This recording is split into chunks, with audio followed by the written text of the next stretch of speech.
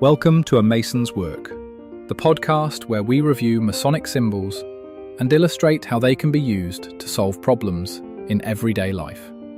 With your host, Brian Mattox, a proud member of the Craftsman Online Media Network. From a practical behavior perspective, the Master Mason's apron or perspective or kind of role can be evaluated as one of flow. And so we'll talk about this a little bit more in both the relational and the sort of philosophical aspects of it. But from a practical perspective, what this feels like is that the work that you're doing has very little,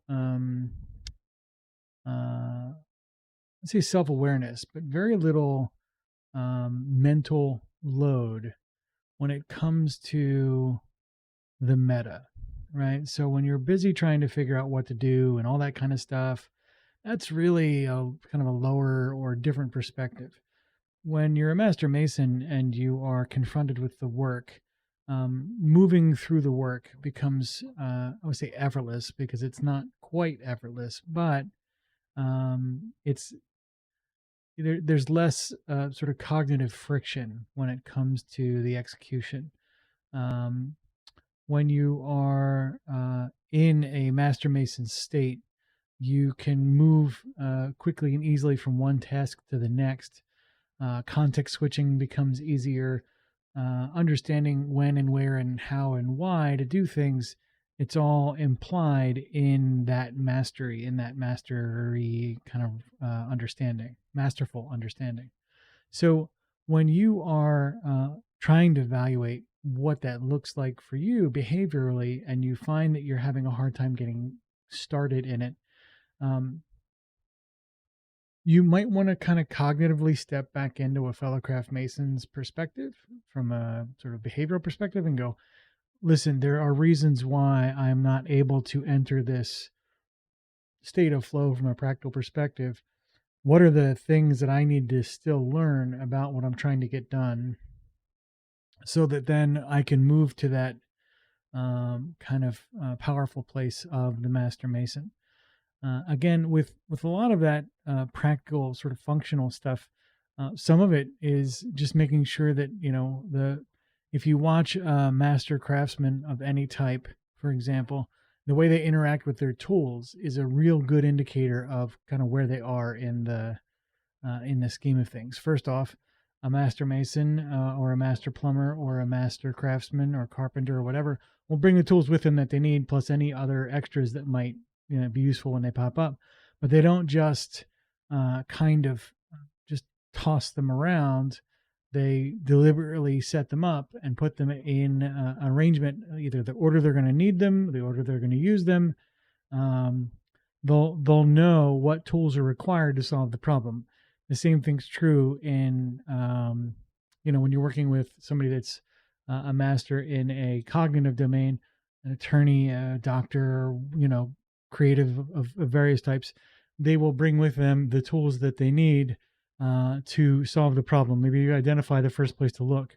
That mastery can again be evaluated really as a complete or almost complete reduction of the decision-making processes around the meta process of the work.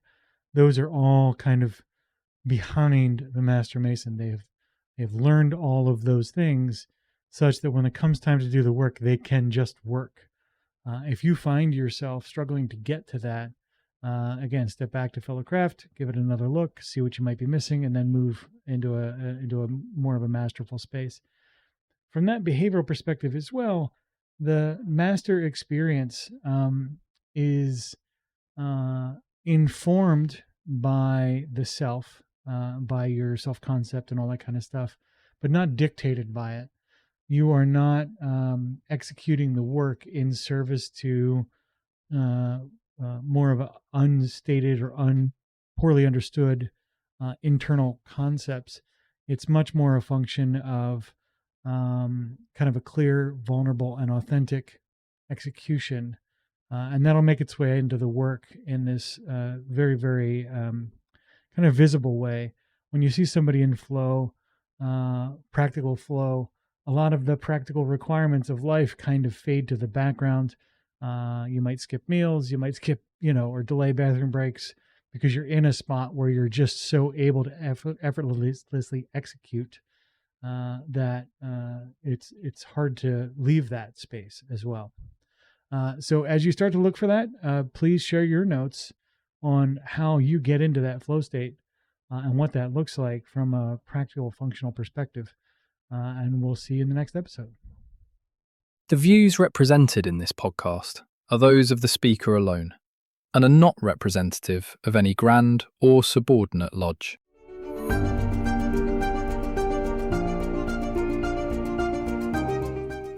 Hi, Brian here.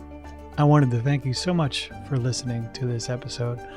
If you have any suggestions or guidance for further episodes you'd like to see or hear, whatever the case may be, please don't hesitate to reach out to me at amasonswork.com, and we will try and incorporate your suggestions into a future recording.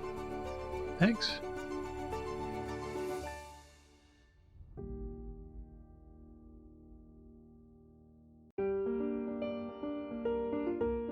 Freemasonry teaches us that the true work is within, a lifelong journey of reflection, discipline, and discovery.